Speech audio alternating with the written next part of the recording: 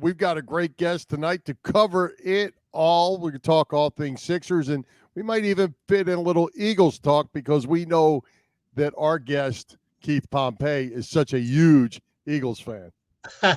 He's laughing at that. Yeah, maybe Eagles or New York Giants football talk. You never know with Keith. He does a great job, though, covering the Sixers, Bill, and he does that for the Inquirer. So let's focus on that, at least for the start, as we bring him on. All right, let's get to it. Let's welcome Keith Pompey back to Philly Pressbox Radio. Keith, welcome. Hey, what's up, fellas? Thanks for having me on. As always. Hey, Keith, I love this time of year, early in the baseball season and the start of the NBA and NHL playoffs. The Sixers last weekend wrapped up what was by and large a very successful season, 54 wins. That's the most since 2001. Joel Embiid, a second straight scoring title. We think an MVP trophy coming his way. James Harden averaged 21 and 10. How would you assess this Sixers regular season, Keith? You know what? It was a success. I mean, when you think about it, think about it. Like they started off, they were 0-3, and they at one point they were 12-12, and fortunately for them that the Eagles were so great. Did I just say that? But fortunately for them, I heard that. The Eagles were button on too. I love it. The Eagles were so great that like no one really noticed. I mean, they noticed, but they weren't complaining. So when you look at it, the Sixers, after that 12-12 start, for 2 months, they were the hottest team in the NBA. So with that being said, you have to say that this season is a success. 54 wins, the most since 2001. So you have to say it was a success. Keith, do you think this team is as good as they appeared to be? It almost was like they were on cruise control for a good portion of the season. You know what? Then we're about to find out, right? I mean, that's the thing, because as great as this season was, this is when it really matters now in the playoffs. It's all that matters. You know what? I think they can be. The thing that gets me is, you talked about Joel Embiid. He's playing great. James Harden, I think that he is the key. If James Harden continues to remain healthy, if he gets over that Achilles thing, and if he continues to be the facilitator, I think the 76ers are as good as we think they are. Now, if James wants to be the James Harden of old and is doing all these step back threes, then no, not at all. They're not gonna go far in the playoffs. I admit it, I still often question just how good a coach Glenn Doc Rivers is when it comes to the rotation, closing out games, etc. Am I wrong to do that, Keith? Nah, you're not. I mean, it's weird because, it's funny because I'm working on the story on Glenn Doc Rivers. He's kind of like an enigma in a way. Like he's a guy who, is going to go down as one of the all-time greatest coaches. A guy who's probably going to be a Hall of Famer. But when he's in your market and you're a fan of his team and you study stuff closely, is always, well, what happened with this rotation? How come he didn't call a timeout now? Like, how come he's not playing a younger guy? So, no, I don't think you are. I just think you're wrong for that. I think that, these are questions that have to be answered. And also, let's be real. The last time that he's made it to the conference finals was when he was with the Boston Celtics. And that was, years ago. So I think that, it's logical to question him right about now. Yeah. What do you think going into the playoffs, Keith? We've talked about this throughout the season. Chet and I have. Joel can score 40 or 50 probably any night that he wants to. But the team is better when he's scoring 30 and two other guys are scoring 20 or three other guys are scoring 20. Do they need to spread it out, or are we going to see a whole lot of the Joel Embiid show? They need to spread it out. It's funny. I think that, there come certain times when he starts pressing and it's a close game, and then all of a sudden we don't see that ball movement the way it is. But it's one of those bizarre things where they always, after they lose, they always lose the same way. There's lack of ball movement. Is Joel with a bunch of points and Tobias with none, things like that. But they always have the right answers after the game that, hey, we'll get it right. We know what we need to do. So, You are correct. I think that in order for them to win these games, and they know it, especially in the first series, I think we are going to see a lot of ball movement. I do. I think we'll see a lot for that one. But when they go up against Boston, if they get there, I believe that we're going to see Joel being extremely ball dominant, so to speak. I want to ask you about the depth of the Sixers. You know, House, Melton, B-Ball Paul, Shake Milton, George Niang. A lot of names. Sometimes they're pretty good. Other times they're not. Am I right? They're very inconsistent, those guys? Extremely inconsistent to a point where when you look at it, there's only three guys that I see who are probably at this particular time are going to be consistent rotation players, and one of them is DeAnthony Melton. You know, the other one is Jalen McDaniels, a guy who Yeah. wasn't even mentioned, and then I think that you're going to see George Niang in there in the beginning. But the problem is, they talk about two-way players and that they got most of them. Well, these two guys I just mentioned are, but then George Niang, he struggles mightily on the defensive end. He tries, but he struggles. So I feel like that could be a problem, and you may not see him, and then they have to throw someone else in there. And as we bend down and you get deeper into the playoffs, that's certainly not going to help you down the stretch. You gotta have more contributions. Oh yeah, definitely. You need a lot more contributions. Now, also the one thing that's the saving grace that may help them is that they're going to try to reduce their rotation. You know what I mean? As as the further they advance in the playoffs. But at the same time, I think the problem with the 76ers is outside those two guys that we talked about, when you look at their bench players, now you do have B-Ball Paul Reed, who's aggressive. But outside of those two and maybe Paul a little bit, the rest of them are like specialists. Like Shake Milton could come in and get you buckets, but he's not going to lock down anybody. George Niang gives up as many points as he scores. Um, you know, uh, Daniel House Jr. is extremely inconsistent. So, that's where the problem lies with the 76ers. They just don't have a lot of guys that they can depend on to give you consistent minutes, like Chet said, with this bench. So we finally have the schedule. We knew they were going to play game one on Saturday. They played game two on Monday. Then they're on the road, but not till the following Thursday for game three. What do you know about? Well, you know them very well. The Brooklyn Nets. They're certainly not the same Nets team that we thought we were going to see when the season started. Are they going to be any match at all for the Sixers? 5 games tops, right? It could be, yeah. I mean, it could be 5, it could be 6. See, here's the thing that gets me with this team. This team on paper, you look at it and you say no KD, no Kevin Durant. I mean, no Kevin Durant, no Kyrie. Ben Simmons isn't doing anything. He lost his position. You laugh at this team, right? But then when you look at it, this is a team that when they played the 76ers, not on Sunday, but the third time that they played them, that was Mikal Bridges' first game, Cam Johnson's first game, and it was like the two other guys that they just traded for their second game, and they should have defeated the Sixers, right? So when I look at it, I look at this team as having a good chance of still in game one. And the reason why I say that is they know how to scout the Sixers. I don't think the Sixers really know how to scout these teams. Now, again, this is the NBA. You have a scouting department. You do everything. But I feel like real time on the floor, you can't you can't duplicate that. So I feel like that the Sixers may take them a game or two to figure this squad out. And with that being said, the Sixers could possibly lose a game early on. I look at this team, and I'm sorry for being long-winded, but you have Mikal Bridges. You have a bunch of 6'7", 6'8" guys who can switch and change different positions.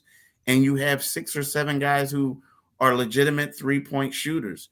And when we look at the Sixers, as good as they are, they struggle in perimeter defense. So I feel like they will win because they have Joel Embiid, but I wouldn't be surprised if they lost game one. And you wrote a great piece today that you shared with us today. I guess that hit the papers sometime today on talking a lot about this. And you also mentioned that this should be an easy Sixers win series. Does overconfidence come into play at this point? I mean, on paper, this is a win series, but there's reality. Oh yeah, overconfidence comes in a lot because you look at it, I mean, and it's easy to get overconfident because I mean, look at Joel Embiid, you look at his size, you look at his height, everything, MVP, I'm saying he's going to win it, right? So you look at him and then you compare him to Nick Claxton. Now, Nick Claxton is one of the league's best rim protectors, but you like Joel's going to destroy that guy. You look at James Harden, Tobias Harris, all these guys, Tyrese Maxey. You're saying like there's no way in heck this team can compete with them. And people, we forget 2 years ago or not 2 years ago, but when they had Jimmy Butler and JJ Redick and all them, it was the same thing when they played the Brooklyn Nets. They all thought that they were going to destroy the Brooklyn Nets because the Sixers beat up on them all year. And what happened? They lost game one because they were overconfident. And then they woke up and then they smacked them. They smashed them the other games. But yeah, overconfidence can I mean, we can talk to her blue in the face that this team is good, but they're looking at them like, no, it's not KD and it's not Kyrie. Well, we're going to assume they're going to beat the Nets, whether it's 4 or 5 or 6 games, and then it will almost certainly be the Celtics in round 2. Why do the Sixers seem to not match up very well at all with the Celtics? It's weird. I think that when you look at the Celtics have, when you look at the Sixers in general, they tend to struggle against opposing perimeter players who can create their own shot, can score a lot of points, right? And then when you look at the Celtics, who are their two best players? Two opposing perimeter players who can create their own shot. And that's probably, they don't get a lot of credit, but that's probably the best guard small forward tandem in the NBA right now, Jaylen Brown and Jason Tatum. So that's it. But not only that, they have a couple of other guys like Al Horford's a pretty good defender. Robert Williams III is a great defender. And then you got a guy like Malcolm Brogdon coming off the bench. And the one thing I will say about the 76ers is that the thing that they don't do well at, and I said this before, is perimeter defense. And what happens is Boston has a habit of bringing the big out and having them shoot threes from the perimeter. And the Sixers act like they never seen that before. They don't even go out there and guard them and defend it. So that's partly why they're such a bad matchup. And then another thing they do, since they're so athletic, we're used to seeing Tyrese Maxey running circles around people. Well, it seems like these guys, they kind of know how to shadow him, make sure he doesn't get in his spots. So they take him out of his game and they take advantage of Joel staying in the paint and they just hit a bunch of threes. Hey, Keith, I'm going to toss this up. We have a question that came up here. Who does Keith like coming out of the West? That's a great question because I think the West is wide open. And, I'm just saying this right now. I know that a lot of people are looking at the Golden State Warriors and they're saying they're the number 6 seed. But when I look at it, I think that the Golden State Warriors, if healthy, they have a legitimate chance. Now, again, they do struggle on the road, but I think they have a legitimate chance. And the reason being is, they're going to play Sacramento. And then after that, I think, they'll play the winner of, the Grizzlies and the Lakers, right? So I feel like that they can go to the conference finals. And once they get there, they're going to be fine. Anyway, I really hope this isn't something that we do have to deal with. But if the Sixers do suffer yet another second round defeat, does Doc Rivers come back and will James Harden perhaps go somewhere else? I think if they do suffer another second round defeat, I do think that, Doc Rivers probably would be gone. I think that probably going to be, it's one of those things where somebody has to be the fall guy, right? And it's typically the coach. The thing about Harden, I don't really know, man. I you hear, sometimes I'm thinking that he's just saying that because he wants to make sure that they're going to pay him. But at the same time, it's kind of like if they do go out in the second round, they're getting older. guys are going to want to leave. Joel might get a little frustrated saying, where are we going? What are we doing? I don't know if Tobias will be here long term. So that could have Harden leaving out the door. What is the future now for Ben Simmons? Is he even going to be in the league anymore after this year? Man, that's a great question, a tough question. I think Ben Simmons' back is bothering him more than people thought, right? Because when you look at it, Ben Simmons is a guy who basically can't shoot. He can't do all these other things. But what he was able to do was get up and down the floor, right? He can't do that like he used to. So I feel like the fact that if his back is continue to bother him, he'll play for somebody, but I don't know if he'll, continue to be on the, superstar. He'll be more of a role player. And to be honest with you, I think it's a sad situation because of the way it all went down. I don't know if you guys have ever seen a guy fall from grace so quickly. Yeah. Yeah. I haven't, but if his back, if his back doesn't get back in shape or whatever, he doesn't get it healed. I think the Ben Simmons that we saw and we used to see in Philly, we're not going to see that anymore. Hey, I wanted to ask you, Keith, about James Harden again. Are you surprised at the season he had? I mean, he's had a great season. Did we think he was much further down the road than what he showed this year? I think James Harden is extremely smart. That's what I'm going to say. Because if you notice, whenever James Harden tried to play the way he was playing last year or trying the way he played before, he struggled. I think that James is like he basically reinvented himself to where now, don't granted, he's in better shape, but he reinvented himself to where he could be more of the facilitator and feed Joel Embiid because 4.8 of his assists go to Embiid. So that's heavy dosage, right? So I feel like James was smart enough to know that he had to switch up and be a different style, play a different style of basketball to continue his stretch of being an elite player seasons. All right, Keith, I got to ask you, how far do the Sixers go in the postseason? You know I had to ask you that question. I think they get bounced in the second round. I do. I mean, Doc and them are confident and everything, but I don't know, man. I look at the Boston Celtics and I look at the Milwaukee Bucks, and we're talking about the 76ers bench where we only have like two guys that we say are two-way players and can be consistent. I just don't know if I could see them beating the Boston Celtics in the second round. And if that were to happen, Keith, we said about Glenn Rivers probably gone. Do you blow the whole thing up?